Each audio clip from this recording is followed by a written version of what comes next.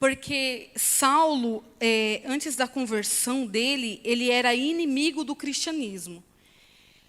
Tudo que ele podia fazer para destruir quem servisse a Jesus, ele faria. Ele fazia. Ele perseguia todos que aceitassem a fé, independente de quem fosse, se fosse homem, se fosse mulher.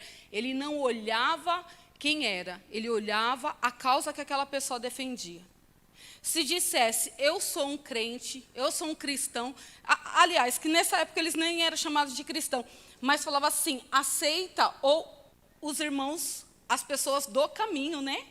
Você vai pegar algumas traduções, e nas traduções vai estar escrito, o caminho.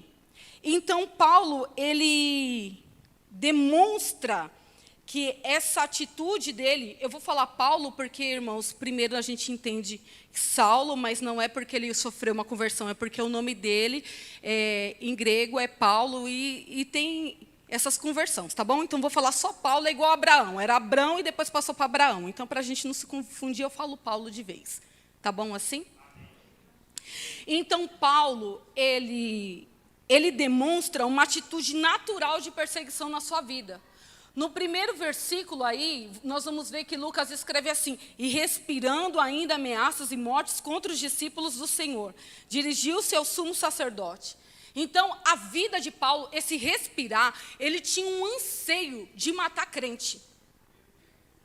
Era exatamente isso. Ele tinha uma ânsia de perseguir cristão. A vida dele era isso. Ele respirava isso. Ele inspirava, ele expirava simplesmente para perseguir os cristãos. Então, isso era o comum da vida dele. Ele levantava de manhã e falava, hoje eu vou ver se eu arrumo mais um para levar preso. Porque ele era tão religioso, tão religioso, tão religioso, que ele acreditava que aquelas pessoas estavam simplesmente blasfemando contra Deus, contra a lei.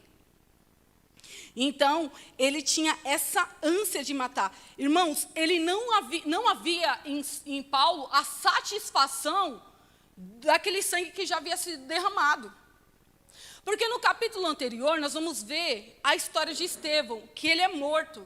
E é uma morte, como diz o pastor Isaías, ele fala que quando a mãe dele lê esse capítulo, ela chega, chora, e ela diz que é uma morte tão linda. E quem morre para o Senhor e morre no Senhor, verdadeiramente é uma morte linda. Porque Estevão, ele vê os céus abertos, mas ele está sendo apedrejado. E aonde que Paulo está? Está ali presente.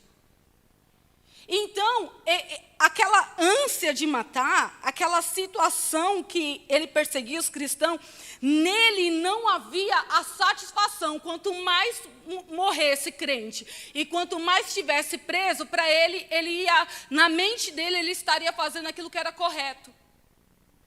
E aí ele planejou, ele foi e ele pediu cartas para Damasco, para entrar nas sinagogas, a fim de que encontrasse alguns daquela seita. Na minha tradução está escrito daquela seita.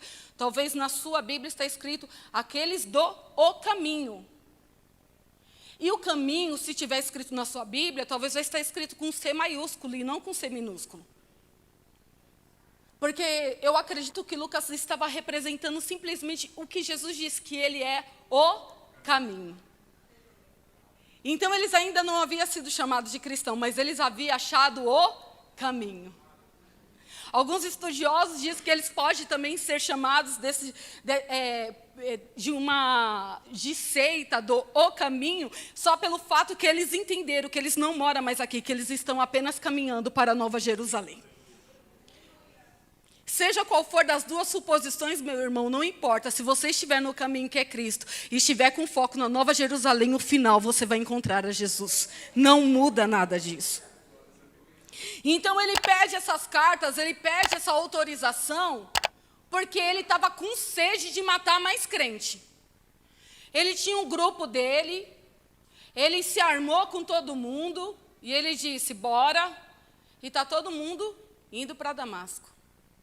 O plano dele estava bom, estava tudo preparado, estava tudo certo. Só que no meio do caminho, e aí você vai ver na sua Bíblia, que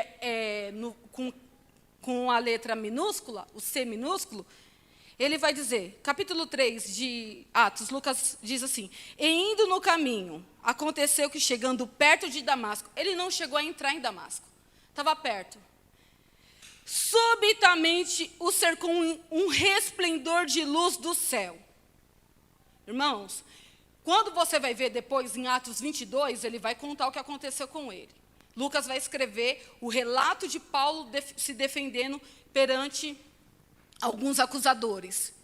E ele vai dizer assim, que veio do céu uma luz que desceu sobre ele. Olha isso. Glória a Deus. E ele ouviu uma voz que saía de dentro da luz. A luz veio do céu e uma voz falou com Paulo. E disse para ele assim: Saulo, Saulo, por que você me persegues? Imagine, irmãos, ele está tendo agora, ele não está tendo uma visão no espírito. Ele não está tendo uma visão de olho fechado, ele está tendo uma visão de olho aberto. Ele estava andando no meio do caminho, e no meio do caminho uma luz, o céu se abriu, irmãos, e a luz, o Senhor Jesus desceu e teve um encontro com ele no meio do caminho. Essa é a realidade. E começou a falar para ele: Saulo, Saulo, por que você está me perseguindo? E nós lemos aqui, ele vai dizer assim: quem é Senhor?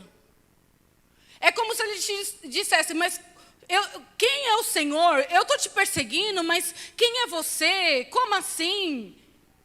Ele está atordoado, ele está atônito. Ele não esperava encontrar isso no meio do caminho.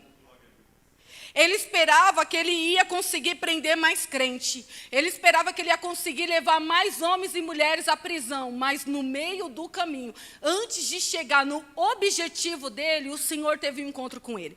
E aqui eu digo, meus irmãos, que Paulo teve uma parada cardiorrespiratória. Por quê? Porque se ele estava respirando, escute isso daqui, ele respirava morte e ameaça. Agora, quando ele encontra Jesus, ele tem uma parada cardiorrespiratória. Acabou. Você já viu o que é uma pessoa quando tem uma parada cardiorrespiratória? Ela não respira e o seu coração para.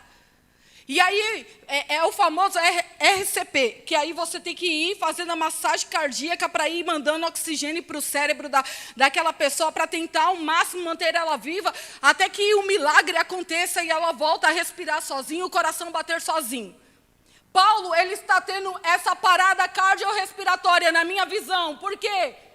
Porque ele está encontrando com aquele que vai mudar toda a história da vida dele.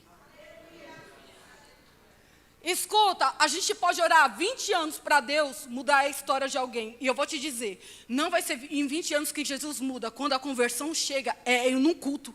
É 40 minutos, é numa pregação na rua, é no louvor que escuta em casa.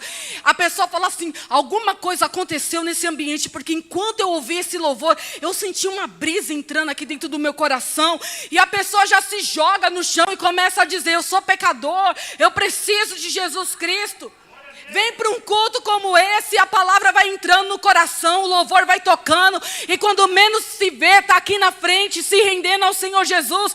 E aí a gente orou 10 anos, 20 anos, e o Senhor Jesus faz essa obra em questão de minutos.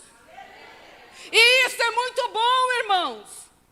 Porque Deus é extraordinário, Ele vem para tirar todas as escamas que podem estar nos nossos olhos.